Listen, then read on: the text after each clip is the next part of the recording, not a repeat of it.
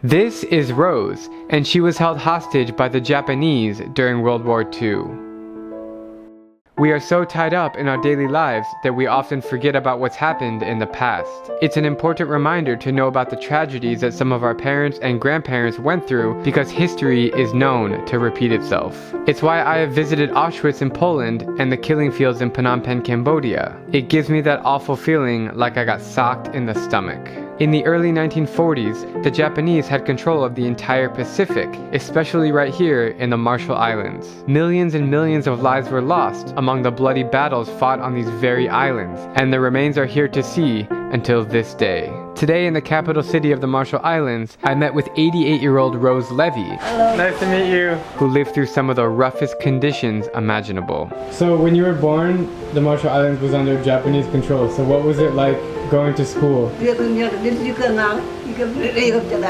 that time, life was really hard. By the time she was in first grade, that's when they started to held Marshallese hostage. They were forced to take them away from their parents. So did she learn Japanese growing up? She knows just a couple of words.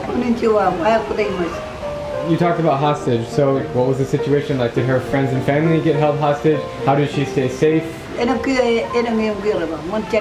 For them at those times, under the Japanese control, they were forced to be in school and their parents were forced to stay home and not see their kids during school times. If your child is not attending classes or anything, they take them to jail and imprison them. From her experience during the war, they cannot move around, they cannot escape, they cannot go to other small islets within Jaluit. What they did was they escaped during low tides and especially when it's dark. If she escaped, she told me that if they catch you, they torture you. Would they kill you? Yeah, they kill you. They had to dig holes, to camp out, to live there. She's lost a lot of family members, relatives and friends, and also she's witnessed a lot of people being tortured, say they cut off your feet or cut off your leg just for trying to escape the camp in Jaluit, because that's where the camp was basically at. There was only one meal a day, which was dinner.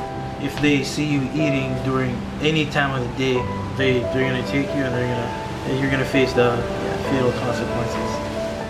Today she lives a very happy life with her family as she approaches her 90th birthday. She's moved on, and she's glad that everything is fine nowadays, and she's glad that our generations never got to experience what they did.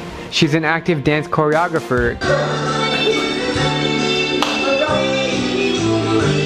taking place right here in her home. Her dance moves tell stories through the lyrics of every song, like the one she taught me here on a boat. What an incredible and inspiring lady, and this has been an experience I'll never forget. So she just wants to keep going. She doesn't want to stop dancing. We're ready to leave, but she's like, why are you leaving? We're just getting started over here. Amazing woman.